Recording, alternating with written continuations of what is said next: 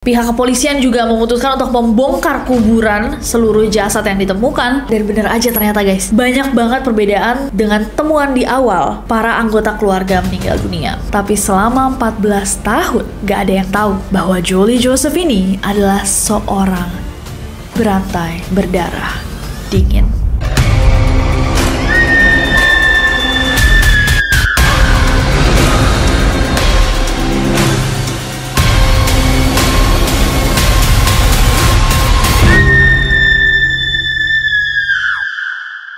Neloris, aku kasih kalian bahan overthinking. Sejauh mana atau sebaik apa kalian mengenal pasangan kalian? Wow. Hey guys, it's Nessie and welcome back to Neror. Kalau kalian belum subscribe ke channel ini, jangan lupa klik tombol subscribe-nya. Terutama untuk kalian yang suka dibikin overthinking sama konten-konten Neror.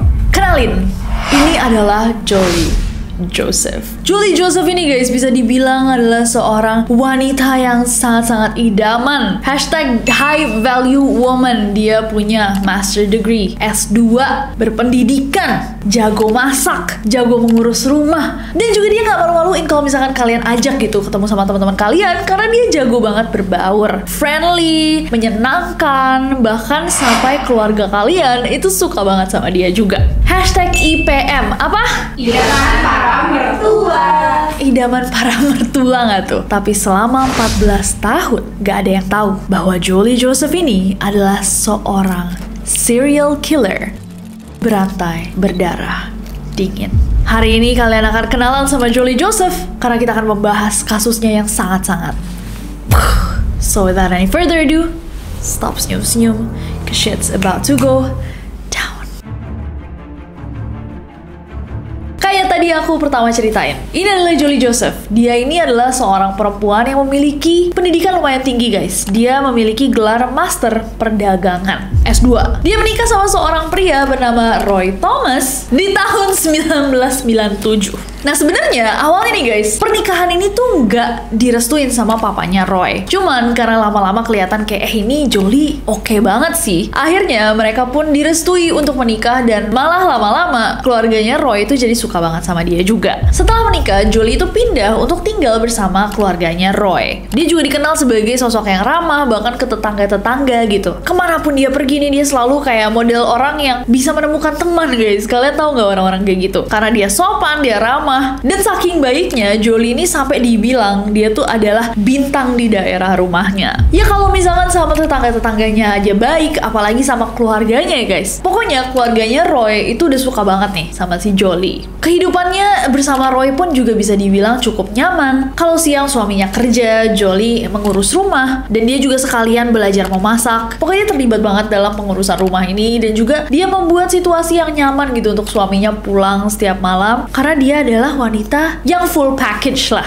Nah tapi karena emang sehari-harinya Jolie ini ada di rumah, dia jadi lebih banyak berkumpul atau kayak bersama keluarganya Roy, terutama ibunya. Nah kalau misalkan kita sering dengar nih masalah antara mertua dan juga menantu, ini not the case ya kalau misalkan di keluarganya Roy ini, karena ibunya Roy itu suka banget juga sama Jolie. Tapi karena emang mereka banyak banget meluangkan waktu bersama, akhirnya kan ada juga loh kayak pertanyaan-pertanyaan nih dari sang ibu mertua. Not necessarily a bad question, jadi bukan intentionnya jahat gitu, tapi si mamanya Roy itu mulai mempertanyakan kayak Jolie kamu kan S2, apa nggak sayang gitu kalau kamu di rumah aja? Kalau misalkan kamu bekerja lagi kan di luar, lumayan tuh tambah-tambahan penghasilan dan juga bisa buat kamu kirim nih ke keluarga kamu. Udah sayang kalau misalkan kamu di rumah aja, orang kamu punya master degree, kamu punya gelar sarjana S2 gitu kan ya, bisa ya keluar nanti Roy cari uang, kamu cari uang, kalian bisa kaya, kata ibu mertuanya kayak gitu. Nah tapi sebenarnya walaupun niatnya sang ibu mertua itu baik, Jolie merasa sedikit tertekan dan juga tersinggung. Tapi ternyata nggak lama setelah dia nanyain kayak gitu, Jolie itu hamil. Sang ibu mertua pun mencoba mengerti ya, si mamanya Roy bilang kayak ya udah deh kamu kan lagi hamil, nggak apa-apa deh kamu di rumah aja urus kehamilanmu gitu. Nah di tahun 1999 akhirnya Jolie sama Roy punya anak, seorang bayi laki-laki yang merupakan anak pertamanya Roy. Jadi jatuhnya anak mereka tuh kayak cucu pertama dalam keluarga besar ini karena Roy itu anak pertama. Nah setelah anak mereka lahir, nggak lama sang ibu mertua itu lagi-lagi nanyain Jolie guys. Bilang kayak, Jolie kan kamu udah melahirkan, kamu nggak mau nih nyoba keluar gitu kerja, menggunakan waktu kamu. Sayang banget kan kamu punya gelar sarjana tapi nggak digunakan. Gak apa-apa, nanti anaknya biar mama bantu urus, saya jagain gitu selama kamu sama Roy bekerja. Nah hal ini ditanyakan sama sang ibu mertua nggak cuma sekali tapi berkali-kali. Sampai akhirnya Jolie itu udah tersinggung parah, merasa bahwa ibu mertuanya tuh demanding ya. Dia kayak, apaan sih? Ini udah mulai mengganggu saya. Dan disitulah Jolie memutuskan sesuatu yang sangat-sangat di luar nalar. Pada suatu pagi, tanggal 22 Agustus tahun 2002, Anama Thomas, sang ibu mertua, mamanya Roy, itu pagi-pagi breakfast, sarapan. Setelah sarapan, dia bawa air dan masuk ke kamarnya. Nah, 20 menit nih setelah dia masuk ke kamar, tiba-tiba salah satu anaknya datang untuk ngeliat dia. Dan udah ngeliat si Anama Thomas itu duduk di kasurnya dalam kondisi lemas, tersandar ke jendela, dengan air mata berlinang di wajahnya. Panik dong, sang anak langsung kayak, "Mah, kenapa? What's going on?" gitu. Dan dia cuman bilang, "I am about to die. Aku ini akan mati." Panggil semuanya. Nah langsung tahu ada yang gak beres. Akhirnya sang anggota keluarga itu telepon dokter. Di saat itu Anama, mamanya Roy, itu udah dibaringkan dan dia kelihatan lemes banget, mukanya merah, dan dia bilang bahwa dia gak bisa nafas. Gak lama kemudian dia kejang-kejang, dibawalah ke rumah sakit, diperiksa, tapi 5 menit kemudian dia dinyatakan meninggal dunia. Nah tapi karena Anama, mamanya Roy itu udah cukup tua, jadi dikatakan sama dokter ini tuh kayaknya natural causes deh, penyebabnya natural. Emang udah tua, banyak komplikasi, jadinya dia meninggal. Karena gak ada juga yang nyurigain gitu, ada salah satu orang di rumah itu yang mencoba untuk menghabisi sang ibu. Padahal guys, plot twist terbesar adalah sang menantu idaman ternyata menyampurkan racun pembunuh anjing ke dalam sup ibu mertuanya sebelum sup itu disantap habis. Merinding disco nggak kalian? Meninggalnya Anama tentunya adalah sebuah shock ya, sebuah kejutan untuk keluarga ini kan, terutama untuk suaminya Tom Thomas. Nah papanya Roy, Tom, itu bisa dibilang guys lumayan kaya. Kayaknya nggak lumayan juga deh, kayak sangat kaya kalau misalkan diketahui bahwa si Tom Thomas ini warisannya banyak, bisa ngirim anaknya ke Amerika Serikat dan lain-lain, pastinya dia punya uang. Nah dia juga memiliki sebuah tanah yang cukup luas, 1.600 meter, yang dalam rencananya itu akan diwariskan ke anak keduanya Tom, adiknya Roy yang namanya Rojo yang tinggal di Amerika Serikat. Nah pas lagi diskusi-diskusi ya, kan diskusi-diskusi keluarga gitu, Jolie tuh mendengar bahwa ada rencana untuk memberikan tanah sebesar itu kepada si Rojo. Jolie langsung kayak, oh no, that land is mine. Gimana kalau misalnya suami saya ternyata nggak diwariskan sesuatu yang sebesar itu, atau sesuatu yang se-valuable itu, sesuatu yang seberharga itu? Dia panik. Jadi bertahun-tahun nih, dia mencoba untuk come up with the perfect plan. Dia mencoba untuk menyusun rencana yang sempurna. Nah, selain masalah tanah yang lagi dipikirkan sama si Jolie ini kayaknya punya banyak waktu gitu guys untuk dialokasikan. Karena dia juga punya waktu untuk diam-diam berselingkuh. Berselingkuhnya sama siapa? Karena dia suka banget mungkin ya sama keluarga ini, dia berselingkuh sama sepupu dari suaminya sendiri, MS Matthew. Nah, kurang beruntungnya sang papa mertua, Tom, itu juga mulai notice bahwa ada sesuatu yang aneh sama Jolie. Kenapa nih anak tiba-tiba suka di ujung-ujung ruangan kayak diem-diem ngangkat telepon, ngomongnya bisik-bisik. Dia mulai curiga kayak, ih jangan-jangan dia menyelingkuhi anak saya lagi. Nah, sampai gongnya si Tom tuh notice kok ada nih ponakannya satu suka datang ke rumahnya untuk ketemu sama Jolie. Sampai dia akhirnya tanya sama si Jolie, Jolie, itu kenapa Matthew sering datang ke sini? Kalian ada hubungan apa? Jolie langsung kayak, ini adalah sebuah ancaman. Udah dia mencurigai saya, dia mau ngasihin warisannya ke adiknya Roy. Ini orang sudah tidak tercantum di list orang-orang yang saya sukai. Di tahun 2008, 6 tahun setelah meninggalnya Anama, Tom itu lagi berada di Colombo untuk menemui anak perempuan satu-satunya, Renji. Setelah mengunjungi Renji, dia tuh berencana untuk menemui Rojo di Amerika Serikat. Nah, sebelum si Tom ini terbang ke Amerika Serikat, tiba-tiba dia dapet telepon dari Jolie. Jolie telepon Tom bilang kayak, "Pah, aku hamil. tapi anakmu ini, si Roy ini kayak lagi banyak banget minum. Tolong dong. Akhirnya si Tom, seorang papa mertua yang sangat bertanggung jawab ya, prihatin dan langsung balik ke Kerala. Dan ternyata keputusan ini adalah keputusan yang buruk banget guys buat Tom. Suatu sore pada 22 Agustus tahun 2008, seperti sore-sore biasanya, Tom ini selalu minum segelas kopi dan 1 kapsul suplemen jamur. Yang ternyata suplemen jamurnya adalah sebuah kapsul yang isinya diganti sama Jolie. Dengan apa? Dengan cyanida. Ditelanlah suplemen ini dan Tom langsung merasa ada yang salah sama tubuhnya. Dia jatuh pingsan, tergeletak di lantai di samping wastafel di rumahnya. Dan diceritakan bahwa pada saat itu Jolie itu ada di situ guys. Dia berdiri menyaksikan sang papa mertua terjatuh, terkapar, tidak berdaya. Sebelum akhirnya dia kayak, oke, that's enough. Dia keluar, dia minta tolong, bilang kayak, oh my god, Tom jatuh, dibawa ke rumah sakit. Tapi baru di perjalanan Tom kehilangan nyawanya. Nah, pada saat itu juga dokter tidak melakukan pengecekan lebih lanjut apa penyebab sebenarnya Tom kehilangan nyawanya. Dan Jolie itu keliling bilangin ke semua orang bahwa Tom ini serangan jantung. Dan tentunya semua orang percaya. Gak lama setelah Tom meninggal dunia, ternyata bisnisnya Roy is not doing so well. Jadi terguncang juga nih bisnis suaminya Jolie. Sampai akhirnya mereka tuh nggak punya uang guys. Dan Jolie itu memutar otak. Suatu malam, kepada kedua adiknya, Roy itu nunjukin sebuah surat wasiat. Tepatnya salinan dari surat wasiat ayahnya yang mengatakan bahwa kepemilikan rumah dan tanah yang mereka tinggali itu semuanya diserahkan pada Roy dan Jolie. Nah, adik-adiknya Roy, Rojo sama Renji itu kayak, masa sih papa nggak ninggalin kita apa-apa? Kayaknya surat itu palsu deh, soalnya nggak ada capnya dan juga nggak ada tanda tangan saksinya. Tapi ya udah deh, mereka nyimpen aja nih kecurigaan mereka.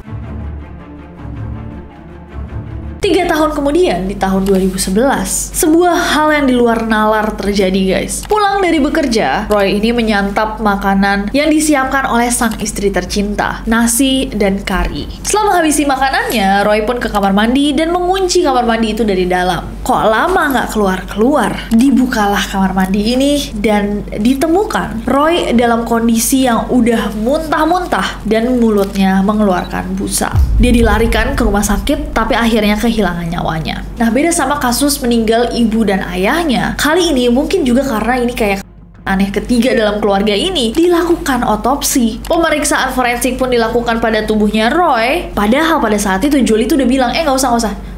Suami saya tuh nggak usah dilakukan pemeriksaan forensik, nggak usah diotopsi. Tapi adik-adiknya Roy bilang, enggak, kami mau tahu apa yang terjadi sama Roy. Berdasarkan pemeriksaan forensik, di dalam tubuh Roy itu ditemukan ada racun jenis cyanida. Tapi for some reason, mungkin karena ketulusan dan kebaikannya Jolie, dia mampu meyakinkan pihak kepolisian bahwa Roy ini memang menghabisi nyawanya sendiri. Dia adalah seorang pecandu alkohol, dari dulu dia punya problem nih sama substance abuse, dan karena hal itu juga dia lagi mengalami depresi, bisnisnya lagi tergoncang, bahkan dia itu terlilit hutang sampai ratusan ribu rupiah maksudnya. Dan karena kesaksiannya ini dan juga dia terdengar sangat meyakinkan, akhirnya polisi pun percaya sama sang istri. Polisi memutuskan bahwa Roy mengakhiri hidupnya sendiri karena masalah keuangan.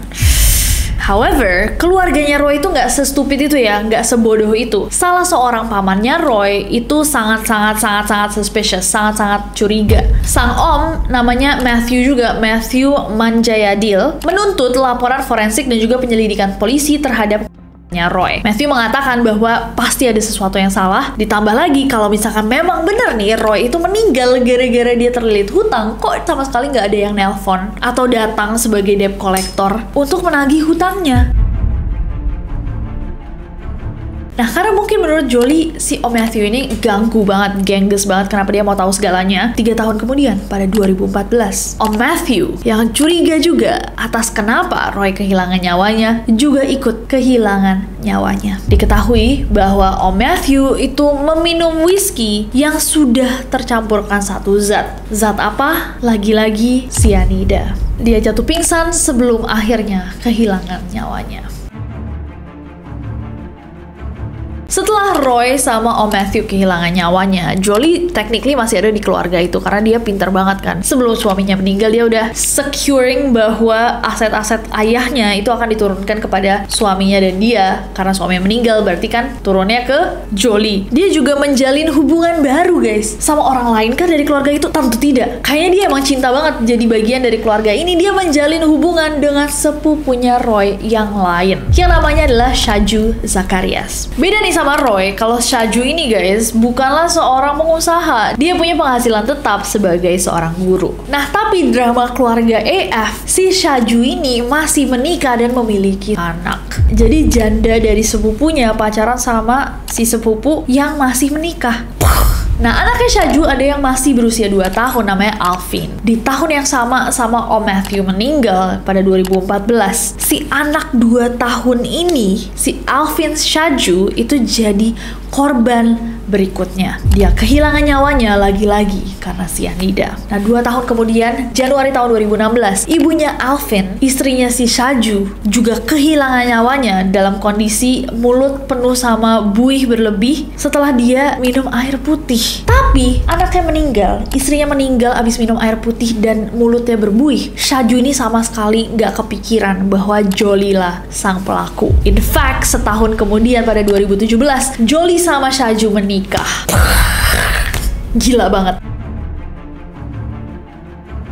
Sejak kematiannya Roy, sebenarnya adik-adiknya Roy itu udah kayak something is so wrong with this perfect person. Ada sesuatu yang salah nih sama manusia sempurna ini. Ada beberapa pengakuannya Jolie yang janggal, gak sesuai sama fakta, ketahuan bohong. Dan dari rumah sakit pemerintah, Rojo itu menemukan salinan laporan otopsi dari tubuhnya kakaknya, Roy. Selain ditemukan adanya zat cyanida, hasil otopsi juga menunjukkan bahwa sebelum kehilangan nyawanya, Roy itu makan nasi sama curry pada pukul 8.30 malam. Padahal, dari keterangannya Jolie, suaminya itu nggak makan dari pukul 3.30 sore. Akhirnya di tahun 2019, Rojo memutuskan untuk melaporkan ke polisi penyelidikan dia dan juga kayak penemuan dia atas kematian dari orang tua dan juga kakaknya. Pihak kepolisian pun melakukan penyelidikan dan bener aja ternyata guys, banyak banget perbedaan dengan temuan di awal para anggota keluarga meninggal dunia. Pihak kepolisian juga memutuskan untuk membongkar kuburan seluruh jasad yang ditemukan untuk dilakukan otopsi ulang. Dan dari pemeriksaan tersebut diketahui bahwa yang ada zat cyanida di tubuhnya itu bukan cuma Roy, tapi ada juga di Sili Shaju, istrinya Shaju dan ibunya si Alvin. Sementara mungkin karena jasad-jasad yang lain udah lama gitu ya, jadi nggak bisa ditemukan zat cyanida lagi. Sampai 5 Oktober tahun 2019 akhirnya Jolie pun ditangkap karena dia merupakan benang merah dari semua kematian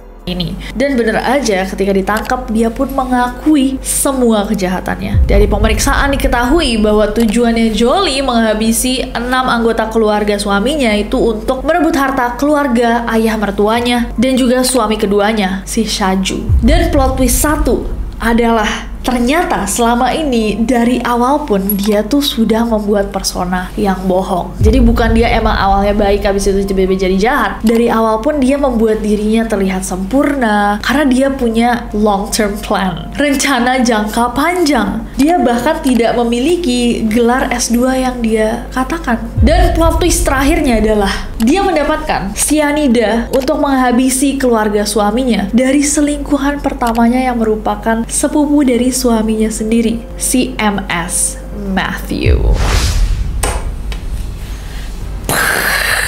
Jadi keluarga ini bukan cuma dihancurkan sama si satu cewek yang gak mereka kenal, bahkan sepupunya atau ponakannya sendiri juga. Gimana kita mau percaya orang lain setelah nonton ini? Hati-hati dalam mencari jodoh. Terkadang clownfish pun ternyata adalah megalodon. Jauh banget gak tuh? Yaudah guys, ini adalah materi kita overthinkingin bersama-sama. Aku mau dengar pendapat kalian tentang kasus ini. How crazy, segila apa hal seperti ini bisa terjadi di kehidupan nyata. Kayak aku selalu bilang ya, manusia tuh jauh lebih mengerikan daripada hantu, setan. Betul kan? Kayak hati-hati. Kasian juga neroris kita.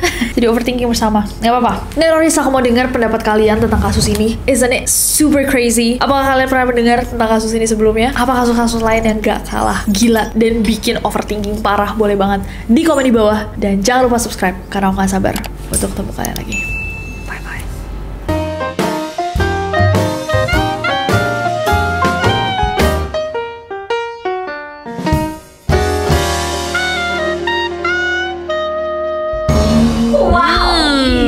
Iya kan? Udah gak percaya. Wow. Piu. Kamu ada? Kan dia sekarang gantiin mama mama. Tama mama. Bener ya?